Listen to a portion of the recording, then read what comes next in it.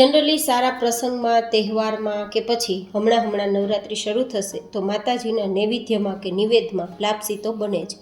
પણ ઘણા બધા લોકોથી લાપસી છૂટી નથી બનતી. ક્યારે વેલણ ચલાવવાનું, કેટલું ચલાવવાનું, કેટલી લાપસી બાફવાની, બરાબર રેશિયો કયો હોય, કયું માપ હોય તે નથી સમજાતું, તો લાપસી બરાબર તૈયાર નથી થતી. તો આજ ડિમ્પલ્સ ડિશીસમાં પહેલી જ વારમાં તમારી લાપસી એકદમ દાણેદાર અને છૂટી, એ પણ વેલણના ઉપયોગ વગર કઈ રીતે તૈયાર કરવી તે તમારી સાથે રેસીપી શેર થશે. તો ચલો રેસીપી શરૂ કરીએ.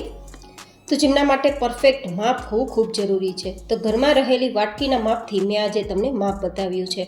તો જે વાટકીથી તમે લોટ લેતા હોય તે જ વાટકીથી બીજી સામગ્રી લેવાની. તો મેં 1 વાટકી જેટલો ઘઉંનો કરકરો કે જેમાંથી ભાખરી અને લાડવા બનાવીએ તે લોટ લીધો છે. હવે આ લોટને અત્યારે આપણે બીજા એક વાસણમાં લઈ લઈશું, જેથી આ જ વાટકીથી આપણે બીજું માપ લઈ શકીએ. હવે જે વાટકીથી લોટ લીધો તે જ વાટકીથી અડધી વાટકી જેટલું આપણે પાણી લેશું અને તે જ વાટકીથી આપણે જેટલો લોટ લીધો છે તેનો અડધાનો અડધો એટલે કે 1/4 કપ જેટલો ગોળ લેવાનો છે. એકદમ મીડિયમ મીઠાશવાળી લાપસી તૈયાર કરવા માટે આ માપ એકદમ પરફેક્ટ રહેશે. જો તમારે વધારે મીઠી લાપસી જોતી હોય કે ખાવી હોય તો અડધા કપ જેટલો ગોળ લઈ શકાય. હવે આપણે જે આ લોટ આપણો લીધો છે તેને શેકવાના નથી, કારણ કે નિવેદમાં ધરાતી લાપસીને 2 વાર ચૂલે નથી ચડાવવાતી. તો મેં અહીંયા લોટ નથી શેક્યો, તેમ છતાં આપણી લાપસી બિલકુલ કાચી નહીં રહે એ રીતે આપણે તૈયાર કરશું. તો અત્યારે 2 ચમચી જેટલું તેલ અથવા ઘીને મોણ માટે ઉમેરીશું. જો તેલ ઉમેરીશો તો વધારે લાપસી છૂટી બનશે, પણ જો કે તમે દેશી ઘીનો ઉપયોગ પણ કરી શકો છો. બધું જ બરાબર મિક્સ કરવાનું છે અને લોટ મુઠ્ઠી બંધાતા ભેગો થઈ જાય ત્યાં સુધી મોણ દેવાનું છે.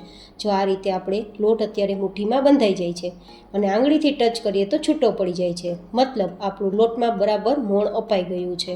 તો હવે અત્યારે તેને સાઈડમાં રાખી દઈશું અને એક બીજી કડાઈ લેશું, જેની અંદર આપણે જે અડધી વાટકી જેટલું પાણી અને 1/4 કપ જેટલો ગોળ લીધો છે ને તેને ઓગાળવાનો છે.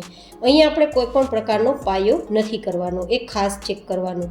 માત્ર આપણો ગોળ ઓગળે ત્યાં સુધી જ આપણે ગેસ ફ્લેમ પર આ રીતે ચલાવવાનું છે. ગેસની ફ્લેમ થોડી ધીમી રાખવાની છે, જેથી આપણો ગોળ ઓગળતા પાયો ના આવી જાય. આ રીતે આપણે ચલાવતા ગોળ ઓગળી ગયો છે અને થોડા તેમાં બબલ્સ પણ થઈ ગયા છે. તો હવે આપણે ગેસની ફ્લેમ બંધ કરી દેવાની છે અને આપણો આ જે ઓગાળેલું ગોળવાળું પાણી કે જેને મીઠું પાણી કહેવાય તેનું પણ હવે આપણે ફરીથી માપ જોઈ દઈશું, જેથી આપણી લાપસી એકદમ પરફેક્ટ દાણેદાર તો બને જ પણ છૂટી બને. તો તમે જોઈ શકો છો કે અત્યારે અડધી વાટકી જેટલું પાણી આપણું બન્યું છે. તો મતલબ એકદમ પરફેક્ટ માપ છે. 1 વાટકી જેટલો લોટ તો તેની સામે અડધી વાટકી મીઠું પાણી. હવે આ મીઠું પાણી અને જે આપણે તેલથી કે ઘીથી લોટને મિક્સ કર્યો હતો ને મોણવાળો, તે બંને મિક્સ કરી દઈશું. આપણે આ મિક્સ કરતાં વધારે ઢીલું પણ ના થવું જોઈએ અને એકદમ છૂટું પણ ના રહેવું જોઈએ. એટલે કે રોટલીના લોટ કરતાં થોડું સોફ્ટ હોય ને તેવું આપણું બંધાઈ જવું જોઈએ. બહુ વધારે આપણા હાથમાં ચીપકે તેટલું સોફ્ટ પણ નહીં અને છૂટું દાણો થઈ જાય તેટલું કડક પણ નહીં. આ રીતે આપણું બધું મિશ્રણ મિક્સ થઈ જવું જોઈએ. આટલું આપણું મીઠું પાણી હોવું જોઈએ. વધારે મીઠું પાણી હશે તો લૂઝ થઈ જશે, તો લાપસી છૂટી થશે નહીં. અને જો ઓછું આપણું ગોળવાળું પાણી હશે તો એકદમ છૂટો દાણો રહેશે ને તો આપણી લાપસી છે ને એકદમ ખાવામાં નરમ નહીં બને. તો આ રીતે આપણે માપ રાખવાનું. હવે આપણે જે પ્લેટમાં લોટ રાખ્યો હતો ને તે પ્લેટને એકવાર તેલથી ચીકણી કરી લેશું અને પછી આપણો તૈયાર કરેલો લોટ છે ને તેને આ રીતે પાતળો પાથરી દઈશું. ગાઈઝ, તમે એકવાર આ રીતે લાપસી તૈયાર કરજો. જે લોકોને વેલણ ચલાવીને જે ટ્રેડિશનલ લાપસી બને તે ફાવતી નથી અથવા બરાબર થતી નથી, તે લોકો માટે આ લાપસી એકદમ બેસ્ટ રહેશે. તેમને બનાવવામાં પણ બિલકુલ કંટાળો નહીં આવે અને લાપસી ખરાબ પણ નહીં થાય અને તમારું જે કાર્ય છે લાપસી બનાવવા પાછળનું તે પણ પૂરું થઈ જશે. તો મારો હેતુ એટલો જ હોય છે કે તમને હું સરળ રીતે કોઈ પણ વાનગી બનાવતા શીખવાડું. હવે આપણે કડાઈમાં થોડું પાણી ગરમ કરીશું, એક સ્ટેન્ડ રાખીશું અને પછી આ પ્લેટને રાખી દઈશું. હવે આ પ્લેટ ઉપર પણ બિલકુલ આ જે વરાળ છે તેના પાણીના બૂંદ ના જાય તેના માટે પહેલાં પ્લેટને ઊંધી ઢાંકી દઈશું અને પછી ઉપર લીડ ઢાંકી દઈશું. ગેસની ફ્લેમ મીડિયમ રાખી દઈશું અને એક્ઝેક્ટ 10 થી 12 મિનિટ માટે તેને બાફીશું, મતલબ કે તેને લોટને બફાવા દેશું. તમારે કેટલો સમય જોશે તે તમારા લોટની ક્વોલિટી, ક્વોન્ટિટી અને ગેસની ફ્લેમ પર આધારિત રહેશે. 12 મિનિટ જેવો સમય થઈ ગયો છે અને આ રીતે હું તમને એકવાર ચેક કરીને પણ બતાવી દઉં. આ રીતે જો ચેક કરવાનું, ચમચીના પાછળના ભાગથી થોડું બેઝ આ રીતે તમારે લેવાનું હાથમાં અને પછી તેને 30 સેકન્ડ માટે ઠંડુ કરવાનું. જો આ રીતે દાણો એકદમ છૂટો થઈ જતો હોય, હાથમાં ના ચીપકતો હોય તો સમજવાનું આપણી લાપસી બફાઈ ગઈ છે.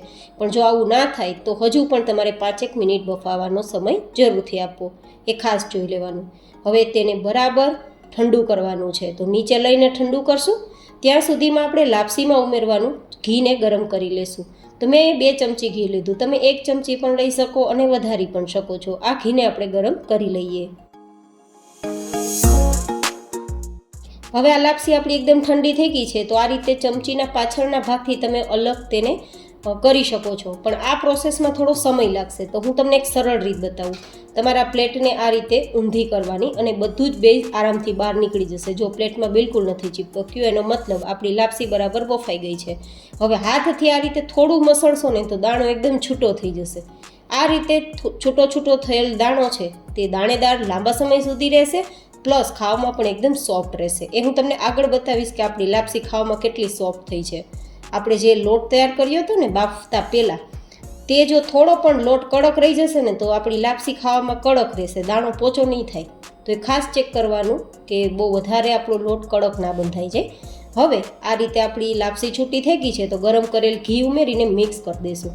જો તમે કેટલી લાપસી આપણી એટ્રેક્ટિવ તૈયાર થઈ છે, એકદમ દાણેદાર છે, એકદમ છૂટી પણ છે.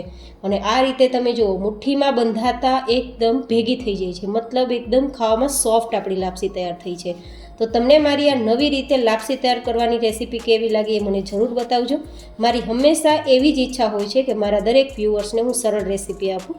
આવી જ અવનવી રેસીપીઓ વારંવાર જોવા માટે ડિમ્પલ્સ ડિશિસ ચેનલને જરૂરથી સબસ્ક્રાઈબ કરજો. મારી મહેનત પસંદ આવે તો લાઇક કરજો અને આ રેસીપી ક્યાંથી જોઈ રહ્યા છો તે પણ મને કોમેન્ટમાં જરૂરથી બતાવજો.